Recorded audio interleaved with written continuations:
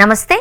1911 బల్గేరియాలో జన్మించిన బాబా వంగా బాల్యంలోనే తన దృష్టిని కోల్పోయింది.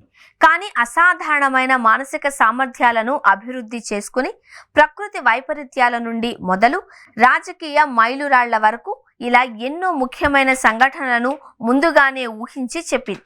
చాలా సంవత్సరాలుగా బాబా వంగా చెప్పిన జ్యోతిష్యం నిజమవ్వడంతో అందరూ బాబా వంగా జ్యోతిష్యాన్ని నమ్ముతున్నారు. 2011లో దాడుల నుండి మొదలు బరాక్ ఒబామా ఎన్నిక వరకు ఆమె చెప్పిన ప్రతి ఒక్కటి నిజమైంది. ఆధ్యాత్మికత, జోష్యం, పారానార్మల్ అధ్యయనాల ప్రపంచంలో ఆమె పట్ల అందరూ నమ్మకంతో ఉన్నారు. బాబా వంగా తన ప్రవచనాత్మక దర్శనాలతో ప్రపంచవ్యాప్తంగా ఖ్యాతిని పొందారు. సంఘటనలను ముందే ఊహించగల ఆమె అసాధారణ సామర్థ్యాన్ని ఎంతో మంది గౌరవించారు. అయితే అలాంటి బాబా వంగా చెప్పిన జ్యోతిష్యంలో 2025 గురించి చెప్పినవి చాలా వరకు నిజమయ్యాయి అని కొంతమంది భావిస్తున్నారు.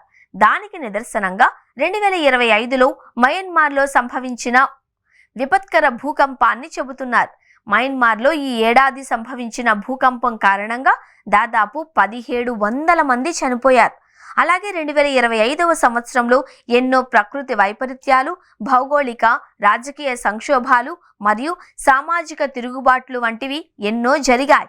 అయితే వీటన్నింటినీ బాబా వంగా ముందుగానే తెలిపారు. 2025లో ఎన్నో విపత్కర పరిస్థితులు ఎదురయ్యాయి. ఫ్లైట్స్ కూలిపోవడం, తుఫానులు, భూకంపాలు ఇలా ఎన్నో సంభవించాయి. వరదలు, తుఫాన్లు, భూకంపాల కారణంగా ఎంతో మంది ప్రాణాలు పోయాయి. 2025లో వరదలు, తుఫానులు ప్రపంచాన్ని అల్లకల్లోలం చేస్తాయని బాబా వంగా ముందుగానే తెలిపారు.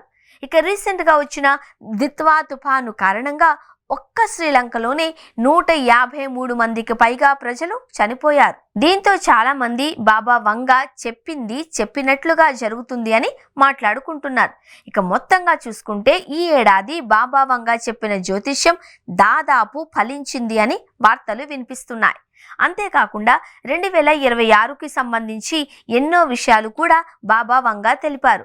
2026 మొదట్లో ప్రకృతి వైపరీత్యాల కారణంగా భయంకరమైన విధ్వంసం ఏర్పడే అవకాశాలు ఉన్నాయి అని తెలిపారు. 2025లో ప్రపంచం మొత్తంలో ఎన్నో యుద్ధాలు, ప్రకృతి వైపరీత్యాలు జరిగాయి. 2026లో కూడా భయంకరమైన విధ్వంసాలు జరగబోతున్నాయని తెలిపారు. అంతేకాకుండా 2025లో మలేషియా, థాయిలాండ్, ఇండోనేషియా, శ్రీలంకలో భారీ వరదలు వచ్చి ప్రజల జీవితాలు అస్తవ్యస్తమయ్యాయి.